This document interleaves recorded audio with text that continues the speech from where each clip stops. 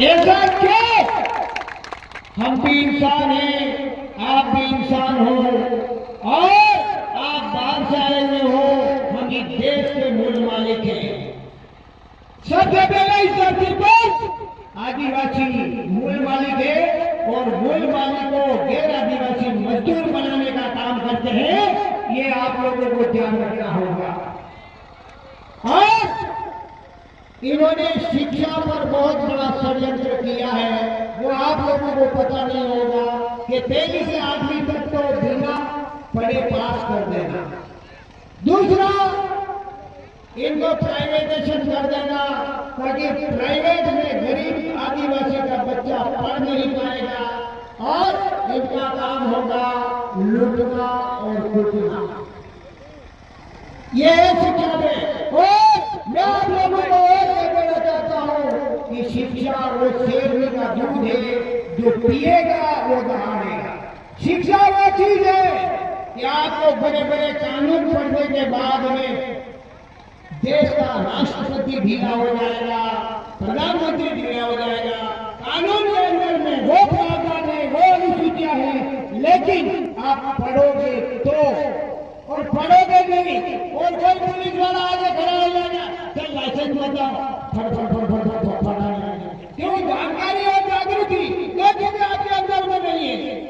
तो मेरा काम है मेरे समाज को जानकारी देना और जागृति देना, और जागृत होगा तो लड़ाई करेगा तो हक अधिकार मिलेंगे, हक अधिकार मिलेंगे तो अपना जीवन अच्छी तरह से जी पाएगा। ये मेरा है। नंबर में मैं किसी धार्मिक पे या किसी पार्टी पे या राजनीतिक पे बात नहीं करूंगा, ना किसी धर्म पे ठेस पहुंचाना चाहता हूं, लेकिन इस बात का भी ध्यान रखना कि हमारे आदिवासी धर्मों पे कोई अटैक करता है तो उसकी खेर भी नहीं है, उसकी खेर भी नहीं है। और हमारा धर्म है, हम प्रकृति पूजक हैं, हम प्रकृति को मानने वाले हैं, और प्रकृति ही परमेश्वर है। और वो कौन से देवी देवता है आप सुन लेना, बहनों आप भी सुन लेना, माता बहनें, कि हमारे आदिवासी के प्रकृति के देवी देवता कौन है आपको नहीं पता होगा। मैं आपको बता देता हूं कि पहला तो चांद सूरज, कौन? चांद सूरज, फिर पानी पवन, फिर जमीन आसमान और अन्न और अग्नि। दान बोलते हैं अपने, दान और अग्नि, ये हमारे देवी देवता है। पहाड़, वृक्ष, चांद सूरज, पानी पवन, अग्नि, इन्हें वगैरह अपना साले करो। पानी पवन वगैरह साले, अरे बोलो तो खरीदे, पानी पवन वगैरह साले, अग्नि वगैरह साले, नहीं साले, चांद सूरज वगैरह साले, नहीं साले, दान दीन पृथ्वी वगैरह साले, नहीं साले। ये हमारा देवी देवता है। बाकी देवी देवता बनाए हुए देवी देवता मेरे वाइसर में ठीक नहीं होते। जो इंसान ने बनाया हुआ देवी देवता हमारे काम के नहीं है, हमारे कुदरत के देवी देवता वो हमारे हैं।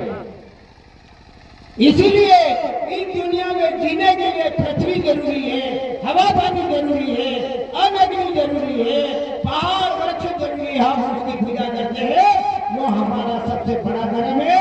बाकी कोई भी धर्म हो हमारे काबिल नहीं है, हम प्रकृति पूजे थे, ये याद रखना। नंबर 3, हमारे जल जंगल जमीन की लड़ाई चल रही है। ये लोग धर्म में गिरा करके हमारे जल जमीन को खरीदना चाहते हैं और हमको गुलाम बनाना चाहते हैं। अभी पूरा देश ठेकों पे देने के लिए तैयार हो गए। कमल कांग्रेस में किसी पार्टी का विरोध नहीं है, लेकिन गलत करते वो तो कहूंगा।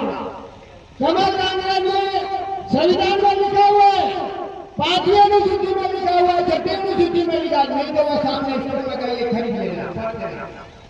क्यों? कि देश का मूल मालिक आदिवासी, और आदिवासी की जमीन खरीदने की बात तो ठीक है, लेकिन उसके खेत में, इसकी जमीन में पेड़ रखने के लिए हमने पूछना पड़े, परमिशन लेनी पड़े, पूछना पड़े कहीं हमें आवश्यक यदि हम आदिवासी लोग ना दे देते हैं तो राष्ट्रपति भी यहाँ नहीं उतर सकता है। इतना बड़ा पावर अपने पास में 244 वन में था, 13 दिन के ग्राम सभा के अंदर में। इसके बाद भी हमारे लोग मजदूर बने हुए हैं। क्यों? जानकारी नहीं है तो जागृति नहीं होगी, और जागृति नहीं होगी तो वो शांत से नहीं जी पाएगा।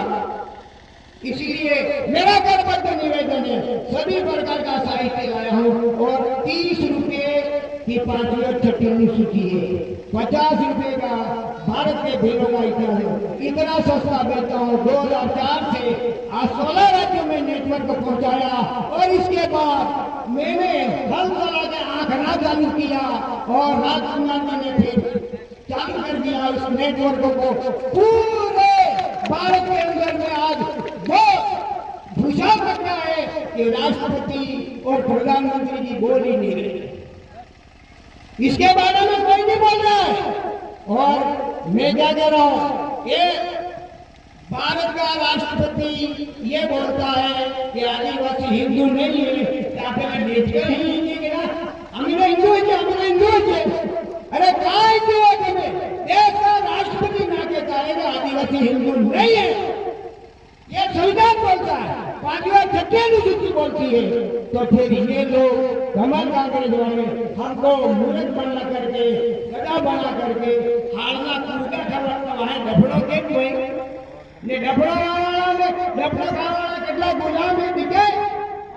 आज एक भी एमएलए, एमपी राज्यसभा में, लोकसभा में और विधानसभा में आदिवासी के बारे में केवल राजकुमार जी के अलावा कौन बोलता? आप लोग बोलता। लोकसभा में नहीं बोलते, राज्यसभा में नहीं बोलते, विधानसभा में नहीं बोलते, तो हमारे सर्टिफिकेट से जीत के जाते हैं। कौन से जाति प्रमाण पत्र लगाते हैं कि आदिवासी है, तो फिर हमारे आदिवासी के बारे में बात क्यों नहीं करते? इसका कारण क्या है? इसका कारण ये है कि इनकी हाईकमान टिकट देती है और इनको पाबंद करती है कि आप अपने समाज के बारे में कोई बात नहीं करोगे। इतनी बड़ी गुलामी, अरे समाज को बर्बाद कर दोगे क्या? सर्टिफिकेट को समाज के बारे में लगाते हो और समाज के बारे में बोलते नहीं हो। इसका कारण है पार्टियों के गुलाम हैं, और पार्टियों के गुलाम इसीलिए है कि वो पार्टी की ही वकालत करते हैं। इसीलिए मैं ये कह देना चाहता हूँ कि जो पार्टियों के गुलाम रहते हैं ऐसे लोगों को वोट नहीं देने। ये जान निकला हमारी वकालत करेगा, हमारी लड़ाई करेगा, उसको हम वोट देंगे, ये बात है। अब नंबर 4 पे है संस्कृति पर, हमारी संस्कृति। देखो आपने गोविंद गुरु कही गया था कि मारा बेटा 4 लोग सत्य वाले काल कलयुग आवेगा, तेरे पूरी बट्टी हामली पाथरिया आनवा हमारे लड़की ही जाने पूरी बट्टी हामली बाकी नवी में थोड़ा पूरी की भी है नहीं जाने बट्टी की भी आवे नहीं जाने ई जान कार्य में आएगा होन हाथ बोले रहेगा એટલે આપણે નાનો દાન વધારે રાખવાનો જીત બાબત છે। બીજી વાત पूर्वजों ने इस देश के अंदर में सबसे ज्यादा आदिवासी हमारे पूर्वज आजादी के लिए और भील प्रदेश के लिए मानगढ़ पर 17 नवंबर 1913 को लड़ाई हुई थी और गोविंद गुरु का सपना था कि मेरे भारत में भील प्रदेश बने, और भील प्रदेश बनाने के लिए मानगढ़ पर 17 नवंबर 1913 को हमारे आदिवासी केवल आदिवासी 1560 लोग मारे गए। इनका ये सपना था कि मेरे आदिवासी लोग सब तरह से जाग जाए और ये पूरा भारत भील प्रदेश बने, ये गोविंद गुरु का सपना था। और उदयपुर का सांसद बोलता है कि भील प्रदेश नहीं बनना चाहिए, रिकॉर्ड से हटा दो। अरे तेरे बाप का राज चलता है क्या? अरे तेरे को मानगढ़ का इतिहास ही नहीं खबर है। पहले तू मानगढ़ के इतिहास में पढ़, इसके बाद संविधान में पढ़, संविधान के अंदर में 12 अनुसूचियां पढ़, इसके बाद बात कर। ये हमारे इतिहास को और हमारे अस्तित्व को खत्म करना चाहते हैं। ऐसे लोगों को वोट नहीं देने हैं, ये ध्यान रखने की बात है। अब